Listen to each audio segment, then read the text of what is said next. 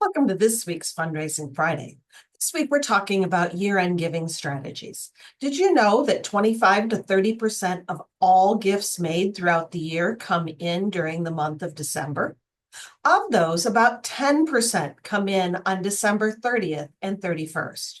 So if you're winding down the year and getting ready to focus on family time and the holidays and not focusing on your donors, you're leaving money on the table.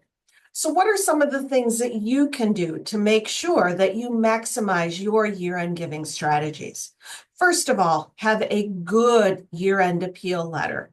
And even though everybody else is sending a letter this time of year, you don't want to be left out. So make sure you're sending one as well. A good letter tells a story about your clientele or the people or whatever mission you serve rather than talking about your organization. It focuses on outcomes, not outputs. It is personally addressed to the recipient, no dear friend, and it has a single specific ask in it.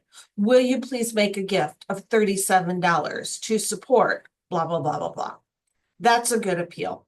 You want to make sure it's hitting their mailboxes. I like to have them there before Thanksgiving to give people time to think about it, to plan before their holidays get busy.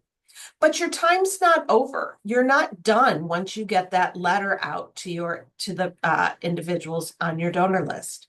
Second of all, you need to be following up. Pull a list of everybody who gave last year and everybody who hasn't yet given this year. And starting at the beginning of December, prioritize that list and start calling people. You made a gift to us last year. Thank you so much. We haven't seen anything from you yet this year. Are there any questions that I can answer? Or can I help you? Can I send you a pledge card? They may forget. They may not want to support you again this year, which is good information for you to know. Or it may be that they're planning to, they just haven't gotten around to it. Your personal touch can make the difference. Third, send some emails throughout the month as well. December's not just a busy month for you, it's a busy month for everybody. So make sure your name, your organization is in front of people frequently throughout this month. At the same time, be posting on social media, not just gimme, gimme, gimme with asks, but with stories about your mission and how you fulfill your mission. Finally, if you work for one of those incredibly lucky organizations that gives their staff time off between Christmas and New Year, don't take it or plan ahead. 10% of all gifts given during the year come in on December 30th and 31st. If you are not available to your donors, if you are not reminding them to give, they are likely to forget about you and not give. I'm in this business, and there are times when I'm like, oh, it's December 30th. I need to make my gifts. And so for people who don't live and breathe the nonprofit world, the time may just slip by from them.